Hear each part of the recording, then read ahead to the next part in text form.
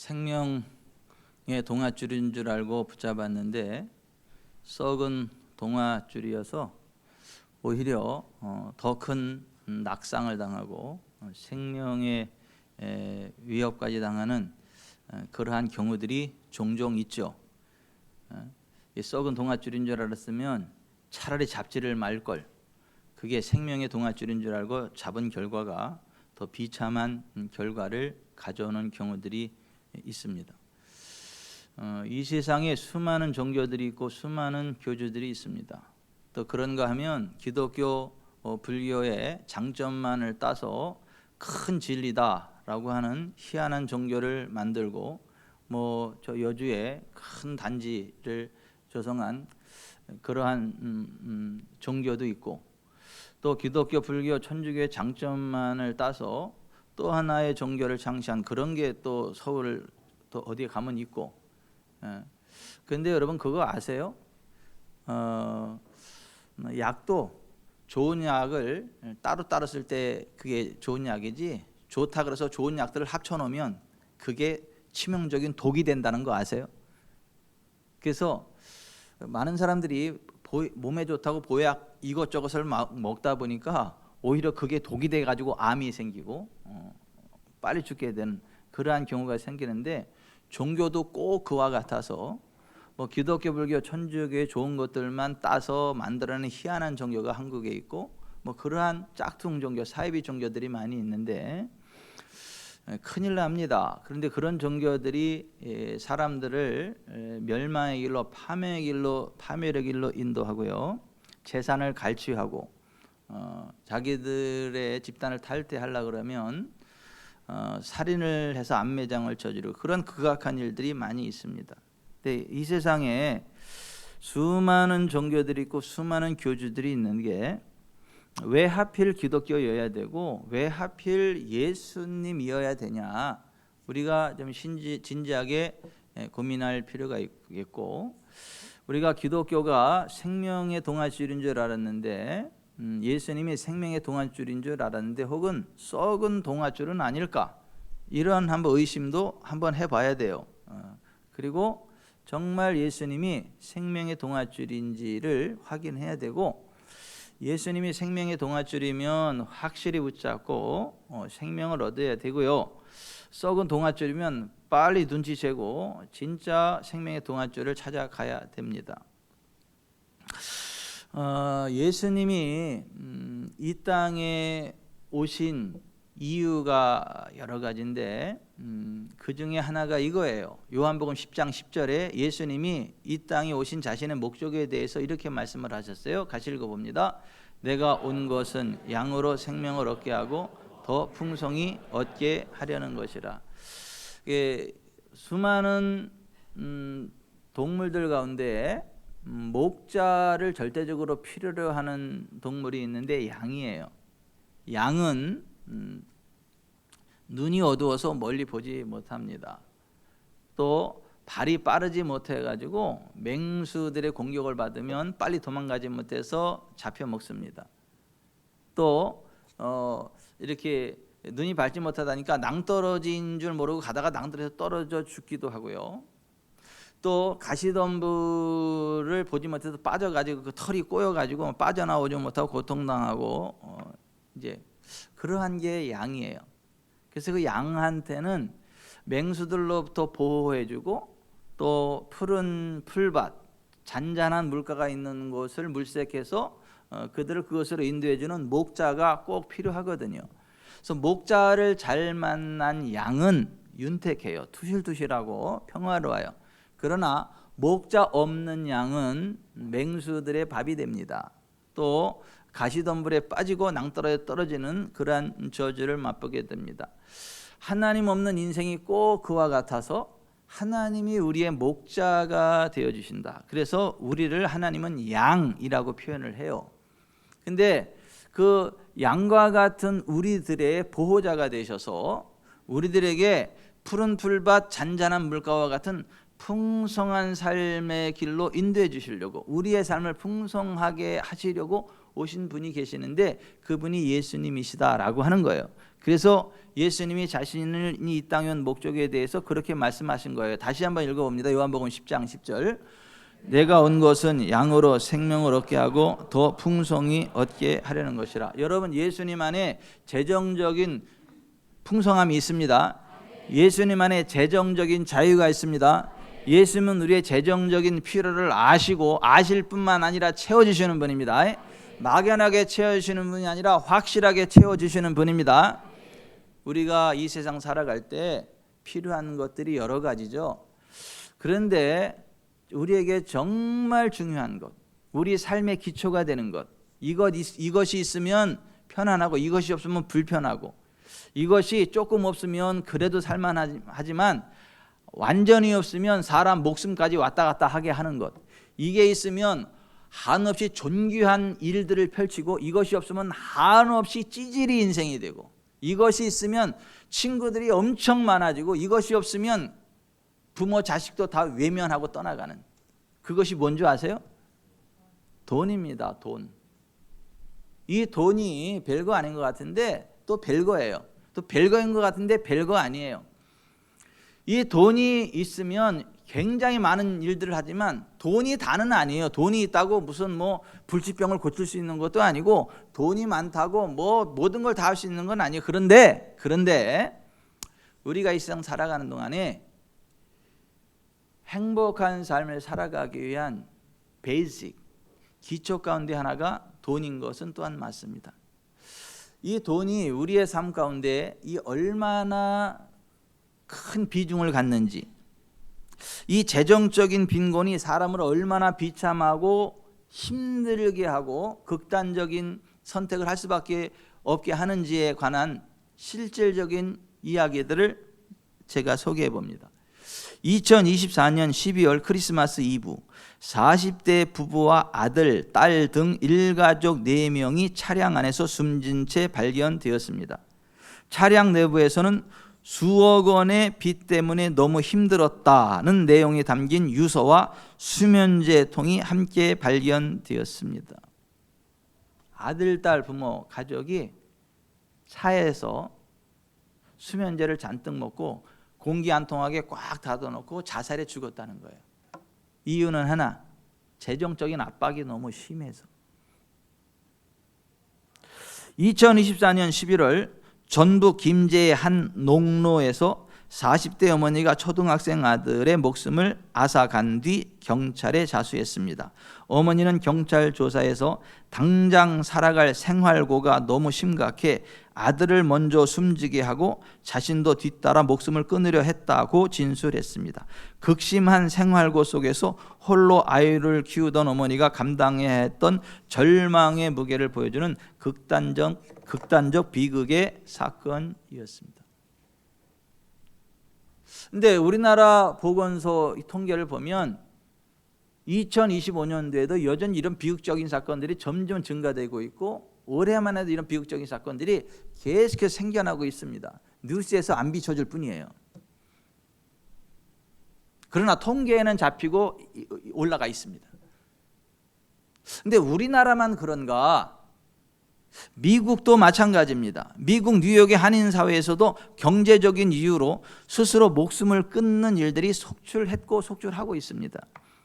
택시기사로 일하다 해고되어 머리에 총구를 겨눈 30대 청년, 돈 문제로 고생하다 방화 자살을 선택한 50대 경비원, 10곳의 옷가게를 운영하며 성공한 사업가로 불렸으나 심각한 경영난을 이기지 못하고 지하실에서 목을 맨 아버지, 그 중에서도 뉴욕 한인사회에 가장 큰 충격을 주었던 사건은 김씨 부부의 이야기였습니다. 1960년대 어린 딸을 데리고 미국으로 이민을 와 밤낮 없이 일을 하며 겨우 네일 살롱을 차렸던 부부였습니다. 그러나 불경기로 인해 가게와 아파트 임대료가 밀렸고 집주인에게 소송을 당하고 자동차까지 압류당하는 빚의 늪에 빠졌습니다. 마지막 날 새벽 부부는 온몸에 휘발유를 뿌리고 불을 붙였습니다.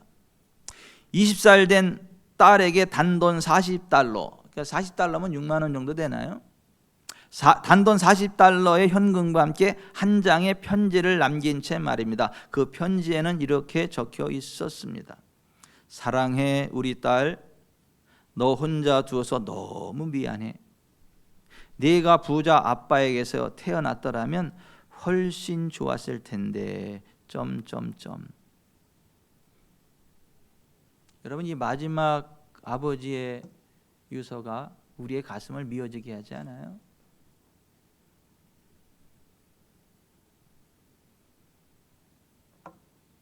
이런 경제적 생활고 때문에 극단적인 선택을 하는 기사들을 보고 어떤 목사라는 사람이 이런 얘기를 했어요.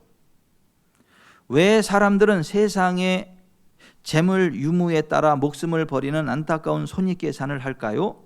세상의 힘을 얻지 못한 자를 실패자라고 나고 자라고 정의한 사탄의 생각을 마음에 심었기 때문입니다. 그들이 자살한 이유는 하나님으로 행복해하지 않고 세상의 다른 것으로 행복과 불행을 결정했기 때문입니다. 살아갈 의미가 없다고 스스로 판단해 버린 저주받은 세상의 실체입니다.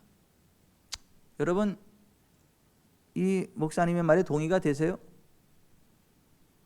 저는 동의가 안 되는 게 아니라 분노가 일어납니다. 어떻게 그렇게 함부로 터진 입이라고 함부로 얘기하냐고.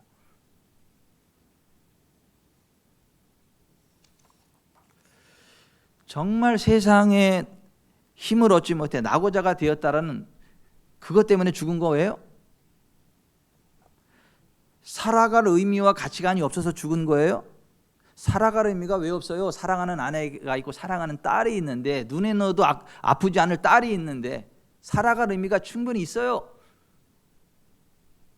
근데 경제적으로 너무 극단적인 궁지에 몰리고 해결의 실마리가 보이지 않으니까 할 수 없이 극단적인 선택을 한 거란 말이에요.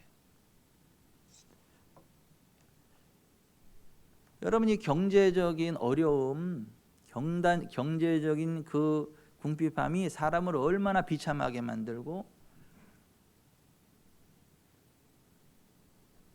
그 조금 경제적인 어려움을 맛보지 못한 사람은, 이런 사람은 그냥 강 건너 불구경이고, 그래도 그렇지 어떻게 목숨을 끊냐고 그렇게 함부로 이야기를 하는데, 여러분들이 그 입장이 한번 안 돼봐서 그래요.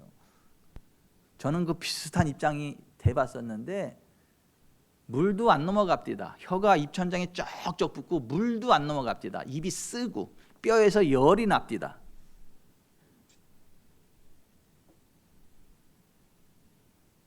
여러분, 경제적인 부분을 그렇게 너무 섣부르게 함부로 이야기하지 마세요. 근데 그렇게 함부로 얘기한 그 목사가 어떻게 됐는지 아십니까? 그로부터 얼마에 목매달아 자살해 죽었어. 그 목사도 아니지, 목사가 어떻게 힘들다고 목매달아 자살을 합니까? 가짜 목사였죠, 아예. 그러면서도 거룩한 척하고, 무슨 뭐 신령한 은혜가 어떻고 영적인 은혜가 배금주의, 돈에 그렇게 치우시면 안 된다고 아주 그럴듯한 소리를. 사기꾼일수록 부드러운 말로 자기를 표장하고 욕심 없는 것처럼 그렇게 하는데, 그런 사기꾼의 말에 쏘가 넘어가면 안 돼요. 현실을 직시해야 되고 팩트를 이야기해야 되고.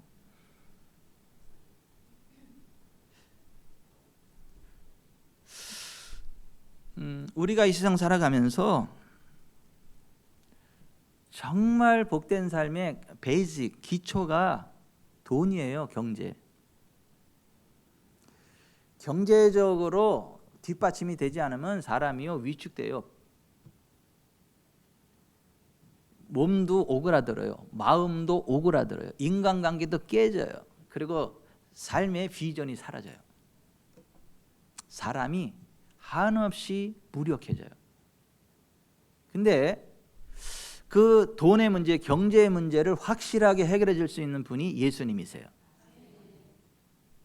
여러분, 목자가 양한테 심리적인 상담해 주는 거 아니에요. 목자가 양한테 심리적인 상담해 주는 거 아니라고요. 양이 실제로 배를 채울 수 있는 푸른 풀밭으로 인도해 주는 게 목자예요. 갈증을 해결할 수 있는 잔잔한 물가로 인도해 주는 게 목자예요. 정신적인 거를 상담해 주는 게 아니고, 예수님이 우리의 목자라는 그 의미는 우리의 실질적인 배고픔을 채울 수 있는 풍성한 삶의 환경으로 이끌어 간다는 얘기예요.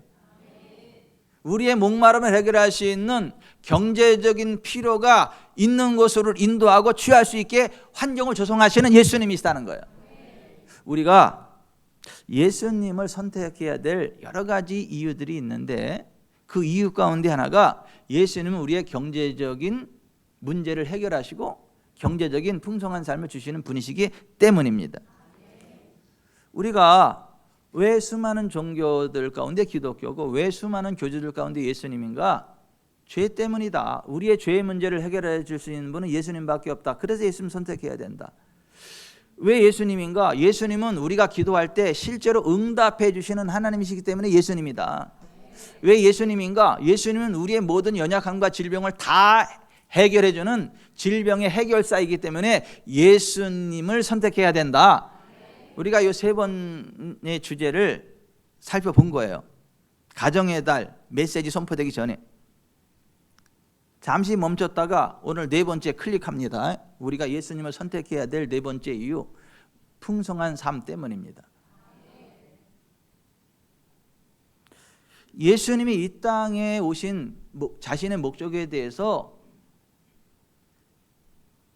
하신 요한복음 10장 10절의 말씀을 다시 한번 읽어보겠습니다.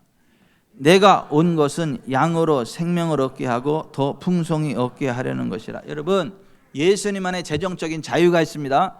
재정적인 부여가 있습니다. 재정적인 풍성함이 있습니다. 영적인 거 말고요, 실제 재정적인 거, 현실적인 걸 이야기하는 거예요. 제가 그냥 빵을 이야기하는 거예요. 빵.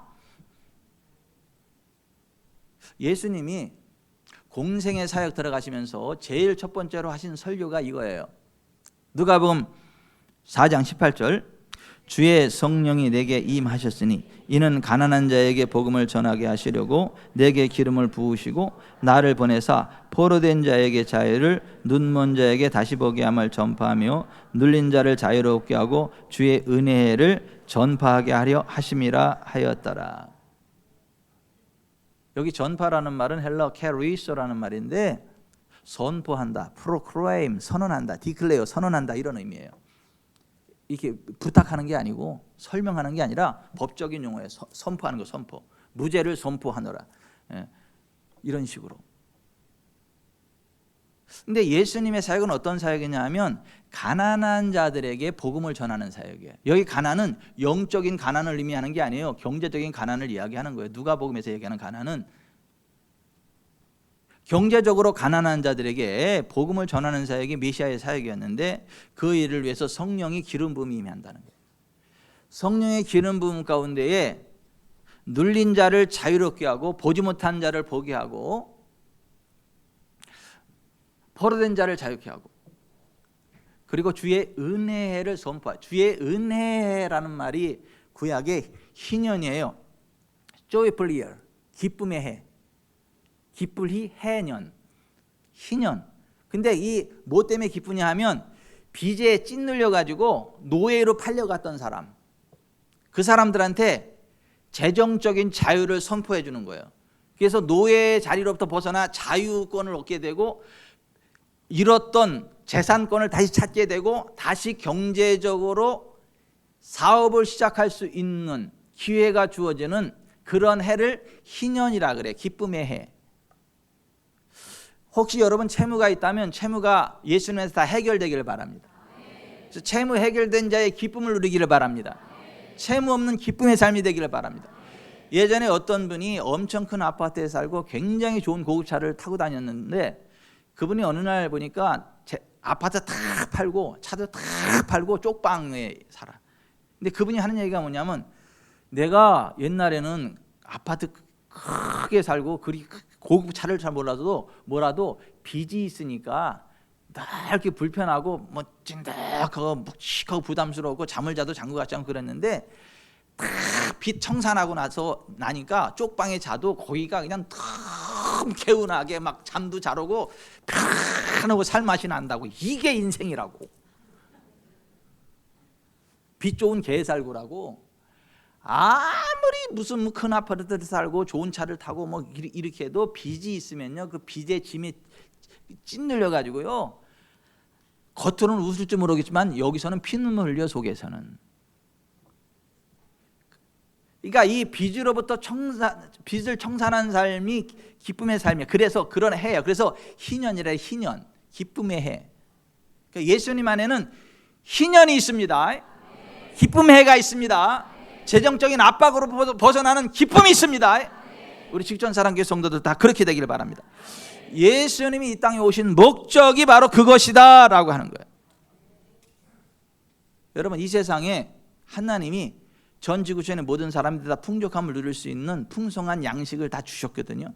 근데 왜 한쪽에서는 굶어 죽는 사람들이 그렇게 많고, 여러분 5초에 한 명씩 아이들이 굶어 죽어가, 지구촌이 5초에 한 명의 아이들이 굶어 죽어간다고요.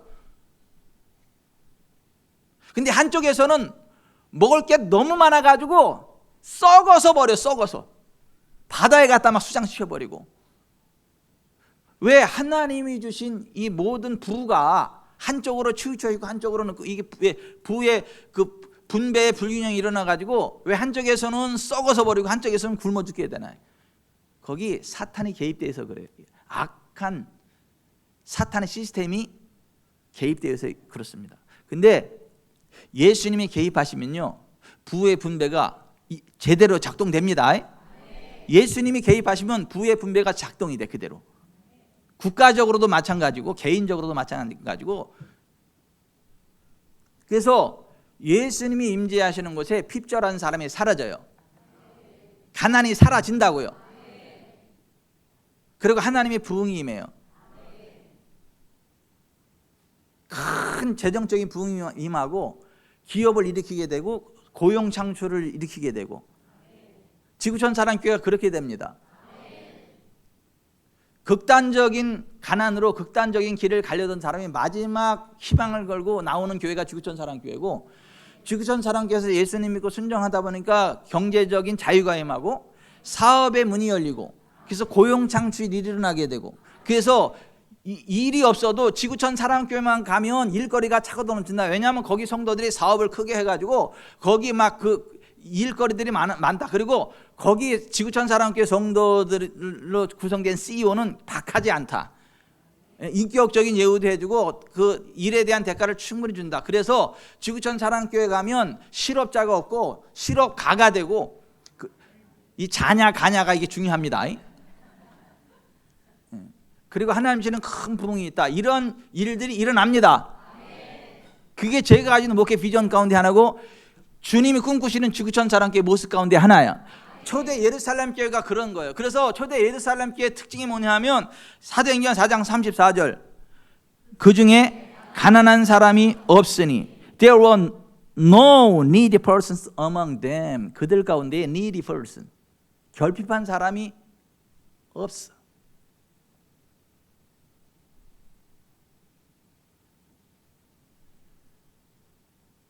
지인 아구신나가 크게 이 번영해가지고 고용 창출이 확 일어나기를 바랍니다. 이제 시작하는 갓난아이지만은 하나님 은혜로 훅 부흥합니다. 오늘 말씀 그대로 듣고 그 믿음으로 선포하고 나아갈 때 그렇게 됩니다. 예수님이 이 땅에 오셔서 가난의 문제를 해결해 주셨다고요. 그래서 가난의 저주를 뒤집어 쓰시고 발가벗겨진 채 십자가에 매달려 죽으셨다고. 그 이유에 대해서 이렇게 말씀해요. 고린도서 8장 9절, 우리 주 예수 그리스도의 은혜를 너희가 알거니와 부유하신 이로써 너희를 위해 가난하게 되심은 그의 가난함으로 말미암아 너희를 부유하게 하려 함이라. 여러분, 예수님이 우리의 가난을 대속하셨음을 믿으세요? 우리를 부유하게 하셨음을 믿으세요? 예수님의 안들면 경제적으로 부유하게 되는 것을 아세요? 믿으세요? 근데 여러분, 이 부요도 부요의 씨앗이 있고 저주도 저주의 씨앗이 있어요. 제가 어려운 문제 하나 낼게요. 잘 듣고 대답하세요. 전능하신 하나님을 믿고 콩을 심으면 팥을 거둘 수 있다 없다? 잘 생각하고 대답하세요. 전능하신 하나님을 믿고 전능하신 하나님의 도우심 가운데 있는 사람이 전능하신 하나님을 믿고 콩을 심으면 팥을 거둘 수 있다 없다? 전능한 하나님이라니까요. 아무리 전능한 하나님이어도 하나님의 질서를 거슬리지 않으세요. 하나님의 원리를 거스르지 않으세요. 콩을 심으면 콩을 거두고 팥을 심으면 팥을 거두게 하는 게 하나님의 원리고 하나님의 질서예요. 그렇듯이 부욕해 되는 부요의 씨앗이 있고 저주케 되는 저주의 씨앗이 있는데, 우리를 경제적으로 부욕해 하는 부요의 첫 번째 씨앗이 뭐냐 하면 출애굽기 20장 8절부터 11절, 안식일을 기억하여 거룩하게 지키라. 엿새 동안은 힘써 내 모든 일을 행할 것이나 일곱째 날은 내 하나님 여호와의 안식일인 즉 너나 내 아들이나 내 딸이나 내 남종이나 내 여종이나 내 가축이나 내 문 안에 머무는 객이라도 아무 일도 하지 말라. 자, 엿새 동안에는 힘써 일을 해야 돼. 그리고 제7일은 주일임을 알고 주일 하나님 앞에 나와서 안식하면서 예배를 드려야 돼. 이게 하나님이 주시는 부요의 복, 예수님이 주시는 부요의 복의 첫 단계야. 축복의 씨앗이야. 그러니까 예수님 믿는다고 하면서, 하나님 믿는다고 하면서 엿새 동안 빈둥빈둥 노는 사람은 부자 될 생각하지 마세요. 하나님이 물질의 복 안 줘. 있던 복도 걷어가셔. 엿새 동안은 힘써서 최선을 다해서 일을 해야 되는 거예요. 그리고 제7일은 주님의 날이니까 주님의 날은 틀림없이 주님 앞에 나와서 예배 드려야 되는 거예요. 이게 주님이 주시는 부욕해 되는 삶의 첫 단추예요. 일하기 싫거든 먹지도 말게 해야 돼. 그래서 데살로니가 후서 3장 6절 이하에 형제들아 우리 주 예수 그리스도의 이름으로 너희를 명하노니 게으르게 행하고 우리에게서 받은 전통대로 행하지 아니하는 모든 형제에게서 떠나라. 우리가 너희와 함께 있을 때에도 너희에게 명하기를 누구든지 일하기 싫어하거든 먹지도 말게 하라. 조용히 일하여 자기 양식을 먹으라 하느라. 자, 여기 좀 보세요. 교회에 나온다라고 하는데 일하지 않고 빈둥빈둥 노는 사람한테는 어울리지도 말라는 거예요. 따라서 하세요. 일하지 않고 빈둥빈둥거리는 인간하고는 놀지도 마라. 사귀지도 마라. 그 얘기예요. 지금 그 명령이야, 명령. 일하기 싫거든 먹지도 말게 하라. 저는 우리나라 대한민국이 힘이 우려됩니다.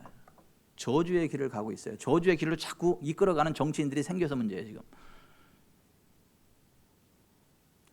열심히 일하려고 하는 사람들의 의지를 꺾고, 사업하는 사람들의 사업할 의지를 꺾어버리고, 젊은이들 일 안 하게 만들어. 일을 안 해. 그러니까 왜 일 안 하냐 그랬더니 일을 안 해야 나라에서 돈이 나온다고. 일을 하면 나라에서 주는 돈을 못 얻으니까 억울해서 안 된다고. 이게 오늘날 대한민국의 이게 놀면 100만 원 들어오는데 일하면 80만 원밖에 못 벌으니까 차라리 그냥 놀면서 100만 원 나라에서 주는 100만 원 받게 돼. 이게 지금 대한민국이에요, 이게. 근데 우리는 국적이 어디예요? 이중국적이에요, 이중국적. From kingdom in heaven. 하나님 나라 소속. 또 하나는 대한민국 소속. 근데 어디가 높아요? 어디가 하이 레벨이에요? 킹덤 인 헤븐이 하늘나라. 거기가 더 수준이 높습니다. 우리의 공급은 어디로부터 와요? 하나님 나라로부터 옵니다. 하나님의 사람들은 일해야 돼.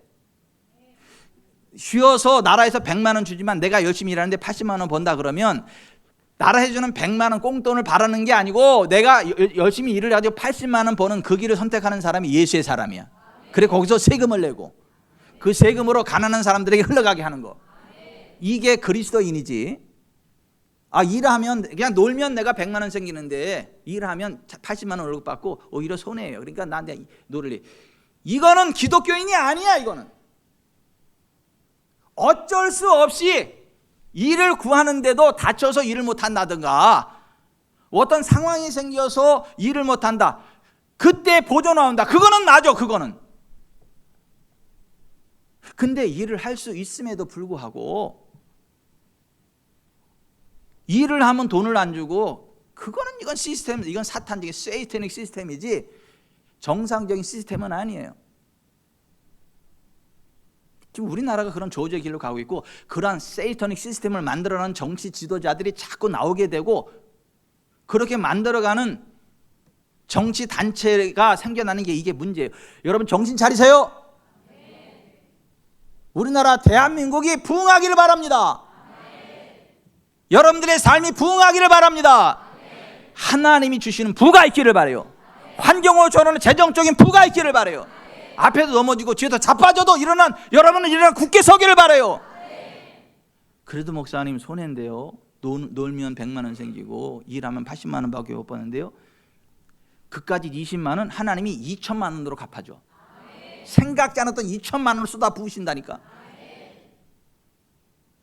제가 지금 뻥 까는 거 아니라고요. 내가 희망을 이야기하는 게 아니라고요. 하나님 나라 원리를 이야기하는 거라고. 엿새 동안은 힘써 일하세요.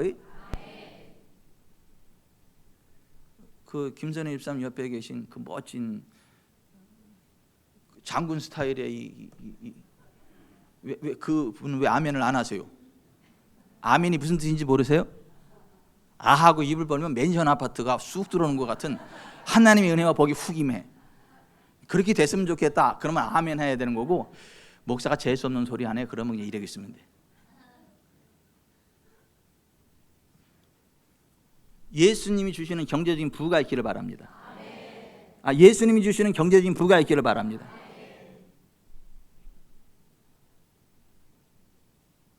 이 세상의 악한 시스템 따라가지 마세요.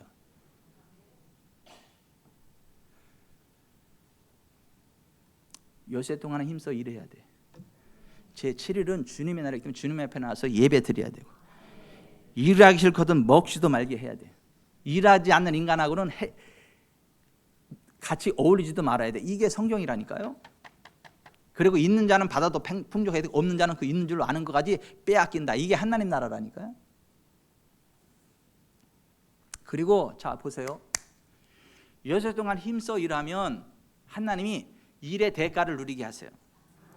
그러면 하나님이 그 다음 보세요. 하나님 주신 물질을 가지고 거기에는 하나님의 것이 있고, 가족의 것이 있고, 불우이웃의 것이 있고, 가족 친지의 것이 있고, 하나님 나라의 것이 있고 섞어놨어. 그리고 내가 준 대로 한번 제대로 쓰나 보자. 그리고 하나님이 그걸 이렇게 쳐다봐. 보신다고. 그래서 하나님 주신 재정을 가지고 하나님의 원리대로 흘려보내면, 다른 말로 심으면 그게 다시 여러 배, 100배로 돌아오게 만드셔. 그래서 100배 선순환이 막 일어나게 돼. 하나님은 우리를 부자 되게 하시지 가난하게 안 하십니다. 그래서 잠언 10장 22절은 이렇게 말씀하세요. 여호와께서 주시는 복은 사람을 부하게 하고 근심을 겸하여 주지 아니하시느니라. 믿으세요? 시편 113편 7절, 가난한 자를 먼지 더미에서 일으키시며 궁핍한 자를 거름 더미에서 들어 세워 지도자들 곧 그의 백성의 지도자들과 함께 세우시며. 믿으세요? 근데 이 하나님은요, 심고 거둠의 원리로 우리를 부자 되게 하세요.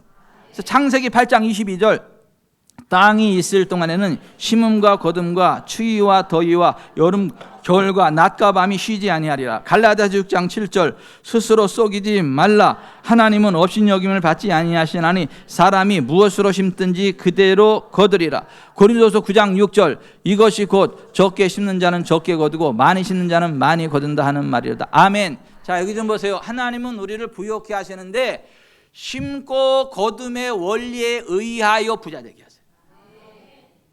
엿새 동안 최선을 다해서 일하게 하시고, 일에 대한 대가를 누리게 하시고, 그 대가 가운데 심을 걸 심게 하셔가지고 여러 배 100배 선순환 가운데 거하게 해서 점점 더 부욕해 하십니다. 아멘. 근데 보세요. 하나님은 심는 대로, 무엇으로 심든지 그대로 심는 것을 거두게 하세요. 콩을 심으면, 팥을 심으면, 콩을 심었는데 팥을 거두는 예는 없어. 아무리 전능한 하나님이어도. 물고기를 심으면, 찹쌀을 심으면, 물고기를 심었는데 쇠고기 꽃등심이 나오지 않아. 보리떡을 심었는데 찹쌀떡이 나오지 않아. 제가 어느 해인가 심히 곤란했던 때가 있어요. 야, 나한테 사람들이 갖다 주는데 다 티켓만 갖다 줘. 티켓. 구두 티켓. 그거 들어와가지고 11조 뛰는데 11조는 현찰로 나가지. 들어온 건 다 티켓이지. 그런데 티켓을 내가 구두를 100개 사다 놓고 신을 수도 없고. 그래서 아니 주려면 현찰을 주지 이게 뭐 티켓이냐. 이게 나 곤란하게 만드네. 그래서 제가 가만히 생각해 보니까 나도 티켓을 심었더라고. 그래서 그때부터는 내가 절대 티켓을 안 심어. 현찰을 심어. 현찰. 누가 필요한 사람들 보면 현찰로 주지 티켓을 안 줘. 그랬더니 놀라웠게 그다음부터는 티켓이 안 들어오고 현찰이 들어와. 현찰. 왜 티켓을 걷어요? 티켓을 심었으니까. 그 목사님 티켓 필요 없나? 아니 티켓도 필요해요. 티켓 줘가지고 제가 구두도 신고 막 그렇게 합니다. 근데 티켓 줘서 신경이 나서 이 얘기를 하는 게 아니지 원리를 이야기하는 거. 원리. 아니 제가 티켓을 심었더니 티켓만 계속 들어오더라고. 근데 현찰을 심었더니 현찰이 들어오더라고. 아니 왜냐하면 심는 거 들고 든다니까. 사렙다 과부가 밀가루 떡하고 기름을 심었더니 밀가루 떡하고 기름이 끊어지지 않고 계속 나오는 거야. 한 소년이 보리떡 5개와 물고기 2마리를 심었더니 보리떡과 물고기가 100배로 돌아오는 거야. 다시 말씀드리면 이런 예는 없습니다. 보리떡을 심었는데 찰떡이 나오고 물고기 심었는데 소고기 꽃등심이 나오더라. 이런 건 없어요. 따라서 합시다. 심는 대로 거두고 심은 것을 거둡니다. 현세에서 거둡니다. 아멘. 이 심는 대로 거둔다. 이거를 존 아반지니 목사님이 설교를 했더니 한 젊은 형제가 심각한 게 와서 상담을 하는 거야. 목사님, 뭐 하나님이 심는 대로 거둔다면서, 예, 많이 심으면 많이 거두고 적게 심으면 적게 거둔다면서, 예. 근데 우리 엄마는 젊었을 때 그렇게 많이 심었는데 왜 지금 요양원에 가서 그렇게 힘들게 살아야 되냐고 그러는 거야. 보니까 거짓말이 아니야. 진짜 너무 진지하게 이야기하는 거야. 존 아반지니 목사님이 당황이 되는 거야. 하나님, 왜 많이 심었다는데 왜 요양원에 가서 힘들고 어렵게 산다 그러죠? 이게 하나님 말씀이 거짓이 아닌데요. 그랬더니 하나님이 뭐 심었냐고 물어봐라. 이렇게 마음에 감동을 주셔. 그래가지고 그래요. 어머니가 뭘 그렇게 많이 심으셨어요? 그랬더니 쇼를 그렇게 많이 심으셨어요. 쇼 있잖아요. 쇼를 많이 떠가지고 사람들한테 쇼를 많이 심었대. 그리고 빈대떡을 붙여가지고 사람들한테 나눠주고 그랬대. 그래서 그 다음 질문이면 그럼 지금 어머니한테 쇼리 없으세요? 그랬더니 아니요, 이상하게 면회 오는 사람들 다 쇼울만 들고 와가지고 그냥 이 장롱이 다 쇼로 가득 찼다고. 오는 사람들 희한하게 빈대떡만 들고 와가지고 다 빈대떡 그냥 막 처지곤란 날 정도로 그렇게 찼다고. 그랬더니 됐습니다. 그 다음 제가 질문 안 할게요. 무슨 말씀하시는지 알겠어요. 그리고 가더래. 따라서 하십시다. 심는 것을 거두고 심는 만큼 거둔다. 여러분 엿새 동안 열심히 일하면 하나님이 재정을 주십니다. 그걸 가지고 하나님이 기뻐하는 것으로 흘려보내세요. 심으세요. 첫 번째, 가족과 친지 외면하면 안 돼. 가족과 친지들에게 흘려보내야 돼. 디모데 전서 5장 8절 누구든지 자기 친족 특히 자기 가족을 돌보지 아니하면 믿음을 배반한 자요 불신자보다 더 악한 자니라. 둘째, 가난한 이웃에게 흘려보내야 돼. 잠언 19장 17절 가난한 자를 불쌍히 여기는 것은 여호와께 구워드리는 것이니 그의 선행을 그에게 갚아주시리라. 셋째, 하나님의 성전과 목회자들을 위해서 성전 11조를 드려야 돼. 말라기 3장 10절 만군의 여호와가 이르노라 너희의 온전한 11조를 창고에 들여 나의 집에 양식이 있게 하고 그것으로 나를 시험하여 내가 하늘문을 열고 너희에게 복을 쌓을 것이 없도록 붙지 아니하나 보라. 넷째, 주님과 주님의 복음을 위하여 아낌없이 흘려보내야 돼. 마가복음 10장 29절 예수께서 이르시되 내가 진실로 너희에게 이르노니 나와 복음을 위하여 집이나 형제나 자매나 어머니나 아버지나 자식이나 전토를 벌인 자는 현세에 있어 집과 형제와 자매와 어머니와 자식과 전토를 100배나 받되 박해를 겸하여 받고 내세에 영생을 받지 못할 자가 없느니라. 다섯째, 말씀 듣다가 은혜를 받고 여러분들이 부자 되면 그 목회자에게도 흘려보내야 돼. 갈라디아서 6장 6절 가르침을 받는 자는 말씀을 가르치는 자와 모든 좋은 것을 함께하라. 스스로 속이지 말라. 하나님은 업신여김을 받지 아니하시나니 사람이 무엇으로 심든지 그대로 거두리라. 아멘. 여러분 이렇게 흘려보내세요. 심으세요. 그것이 현세에서 여러분의 100배로 돌아올 것을 믿고 심으세요. 여러분 농부가 봄이 되면 밭을 기경합니다. 거기다 씨앗을 뿌립니다. 열심히 가꾸고 거름을 줍니다. 왜 그렇죠? 밭을 사랑해서? 일하는 게 좋아서? 아니잖아요. 뭐예요? 가을에 100배를 거두려고. 아니에요. 나는 그렇게 계산적인 사람이 아니에요. 내가 무슨 계산적인 사람으로 보여요? 내가 밭을 사랑해서 밭한테 씨를 주는 거지. 나의 100배 바라는 그 계산적인 사람 아니에요. 그냥 일하는 게 좋아서 그냥 씨를 뿌리는 거 일하는 거지. 이 사람이 정상이에요? 좀 맛이 간 사람이에요? 예?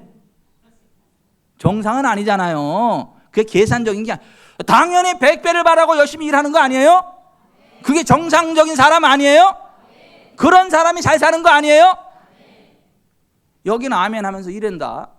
하나님이 기뻐하시는 곳에 말씀하는 대로 재정을 흘려보내면 현세에서 여러 배 100배를 갚으십니다. 당신이 정말 100배 부흥을 누리려 하면 재정을 그렇게 심으세요. 그러면 이른다. 꼭 그렇게 하나님을 계산적으로 무슨 부자 되려고 그러고 계산적으로 그렇게 하냐고. 나는 하나님 사랑해서 그냥 헌금하는 거지 그렇게 부자 되려고 헌금하는 거 아니라고. 나는 그냥 교회가 좋아서 하나님의 일이 좋아서 열심히 봉사하는 거지 100배를 바라고 봉사하는 거 아니라고. 이게 정상인이에요? 이게 좀 모자라는 사람이에요? 우리 저 과장님인가 부장님인가 사장님인가 김선입 쌤 옆에 예? 단장님 예? 아니 100배를 바라지도 않고 밭에다가 씨를 뿌리는 농부가 그게 정상이에요? 좀 모자라는 사람이에요?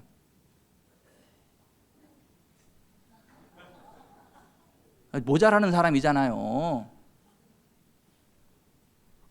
하나님이 주실 현세의 100배의 복도 기대하지도 않으면서 헌금하는 게 그게 정상이에요? 좀 모자라는 사람이에요. 저기 하은숙 성도님이 대신 답해주네. 모자란 사람이라고. 모자란 사람 되지 마세요. 옆에 보세요. 모질이 있나? 아니 여러분 하나님이 말씀하시잖아요. 가족을 위해서, 불우이웃을 위해서, 하나님 나라를 위해서 정말 하나님이 기뻐하는 것으로 재정을 흘려보내면 거기에 주님이 현세에서 여러 배 100배를 갚으시고 내세 영생을 갚아주신다고. 그걸 왜 안 믿어요? 그걸 왜 안 믿냐고. 믿는데 왜 안 심어?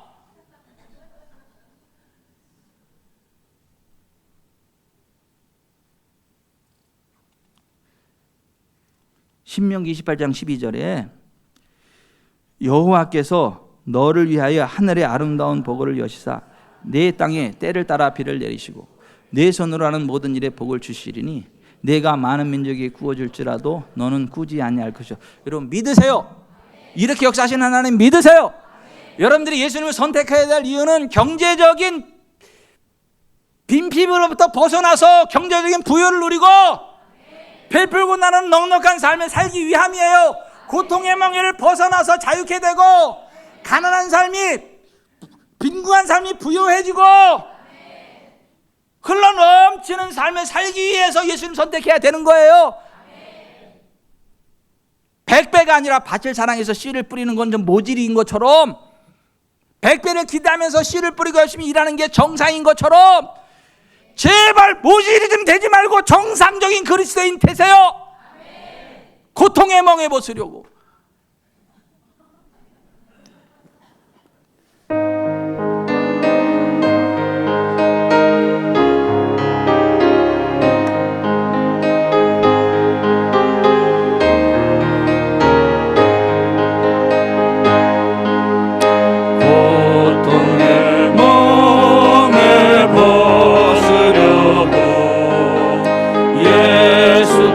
예수께로 나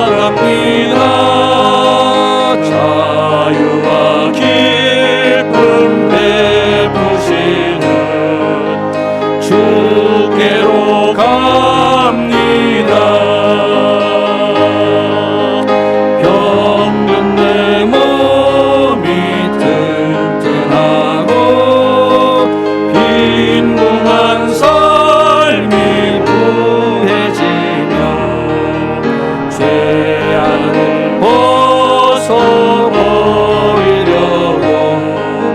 주께로 갑니다.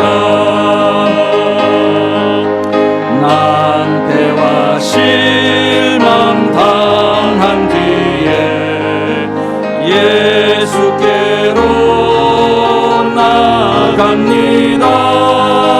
십자가 은혜 받으려고 주께로 갑니다. 슬프던 마음 위로받고 이생의 풍파 잔잔하며 영광의 찬송 부르려고 주께로 갑니다. 교만한 마음을 내버리고 예수께로 나갑니다. 복되신 말씀 따르려고 주께로 갑니다. 실망한 이 몸 힘을 얻고 예수의 크신 사랑 받아 하늘의 기쁨 맛보려고 주께로 갑니다. 죽음의 길을 벗어나서 예수께로 나갑니다. 영원한 집을 바라보고 주께로 갑니다. 멸망의 포구 헤어나와 평화의 나라 따라서 영광의 주를 배우려고 주께로 갑니다. 가난하다고 기죽지 말고, 가난의 문제 해결할 수 없다고 포기하지 말고 예수님 앞에 나와 무릎 꿇어요. 그리고 심고 거듭의 원리에 순종해서 심어요. 그리고도 안 되면 와, 내가 땅 팔아서 보상해 줄게. 안 될 일이 없어. 안 될 일이. 예수님이 돌아가셨어요? 예수님이 사기꾼이에요?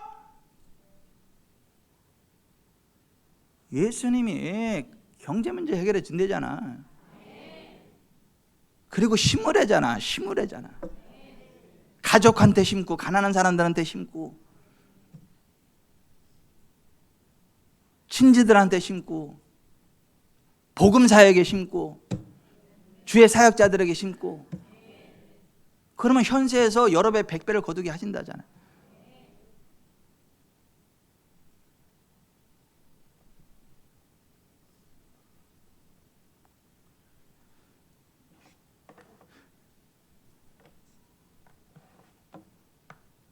우리 교회 구제 재정들이 이렇게 쌓여 있어 가지고 하나님이 쓰라고 할 때 이렇게 흘려보내는 사명이 나의 사명이에요. 근데 어느 날 보니까 어떤 목사님이 옷이 너무 추리해. 목사님 이리 오세요. 목사님 이리 오세요. 양복점에 가가지고 사장님 이분한테 옷 좀 한번 이분한테 어울리는 거 좀 입혀주세요. 이 얼마예요, 얼마? 예. 아니 이러시면 안 돼. 아니 이러면 안 되는 게 아니라 입으시라고.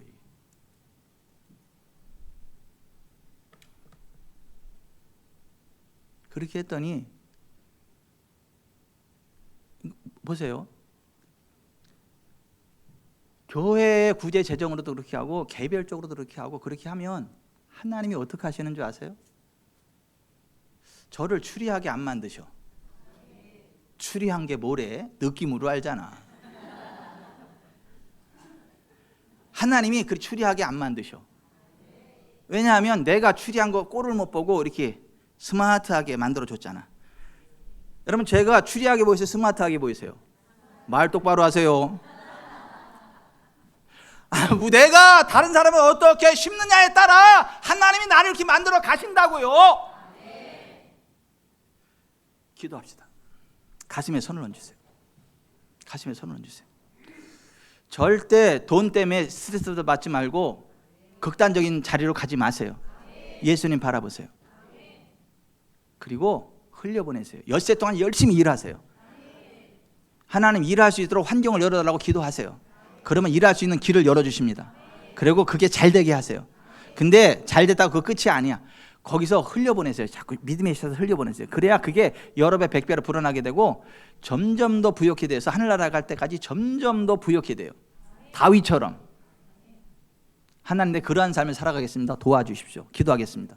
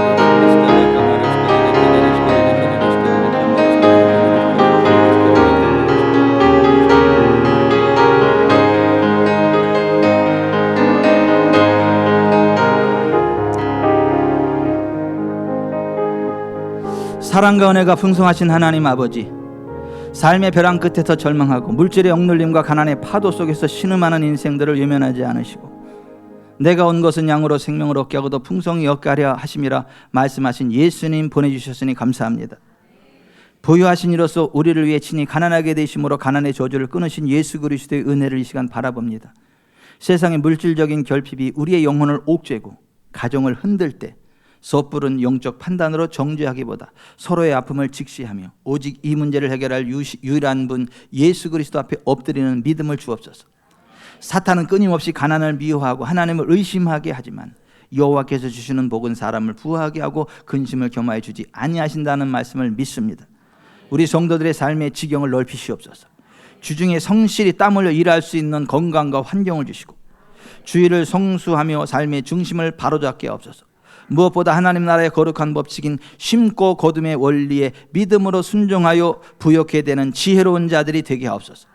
가족에게 심고 가난한 이웃에게 구제함으로 심으며 온전한 11조 예물로 주님의 성전과 사역자들에게 심는 지혜로운 자리에 서게 해주시고 이미 그 길을 가고 있는 자들에게 말씀대로 역사하실 하나님이심을 믿고 찬양합니다.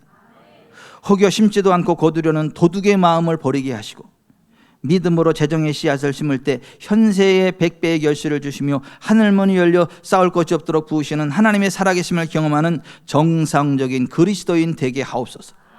오늘 예배에 참석한 모든 성도들의 가정과 사업에 복을 도와사 사르밧 과부에게 일어난 경제 기적이 일어나게 해주시고 이 땅에서 머리가 되어 꼬리가 되지 않으며 많은 민족에게 베풀며 나누어주는 복의 통로, 선교의 통로 되게 하옵소서.